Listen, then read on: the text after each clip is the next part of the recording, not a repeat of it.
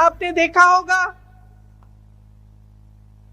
कि यहां पे पर्यटन की बातें करते हैं, कहते हैं कि पर्यटन की बहुत स्कीम गिना देते हैं आपको, लेकिन सच्चाई क्या है?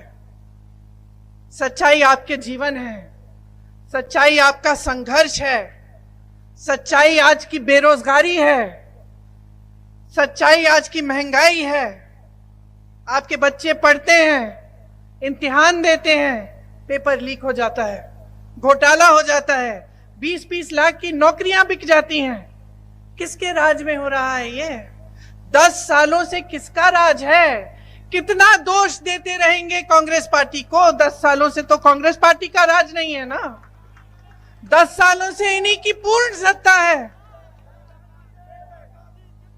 पूर्ण बहुमत रही है। कहते हैं 400 पार और बहुमत चाहते हैं और सत्ता चाहते हैं। 10 सालों में इन्होंने क्या किया है? कहते हैं 75 सालों में कुछ नहीं हुआ। अगर कुछ नहीं हुआ होता तो यहां उत्तराखंड का इतना हुनर कहां से आया? IIT, IIM पूरे देश भर में कहां से आए? एम्स कहां से आए?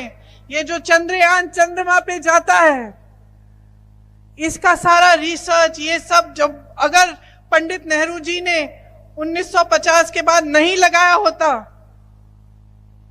तो ये हो सकता था, ये मुमकिन होता आज। इन्होंने अपने भाषण में OROP की बात की, सैनिकों की बात की। आपको बधाई दी कि आपके प्रदेश ने इतने सारे सैनिक सरहद पे भेजे। भाषण की बात है। अग्निवीर कौन लाया और क्यों लाया? क्यों लाए? उत्तर प्रदेश, उत्तराखंड, राजस्थान, हरियाणा में नौजवान बच्चे दौड़ लगाते हैं, वर्जिश करते हैं, परिश्रम करते हैं सेना में जाने के लिए। दिल में देशभक्ति की भावना होती है, दिल में ये भावना होती है कि हम करके कुछ दिखाएंगे अपने देश के लिए, हम अपनी देश की सीमा पे खड़े होकर उसकी रक्षा करेंगे। मोदी जी ने तय किया कि अग्निवीर जैसी योजना आएगी, सेना में भर्ती 4 सालों की होगी।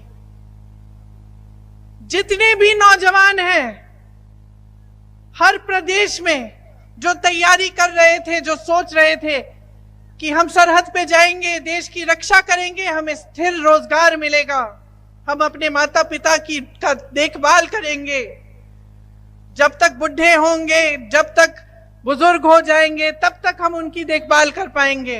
सबकी आशाएं टूटी कि नहीं टूटी? तो सच्चाई क्या है?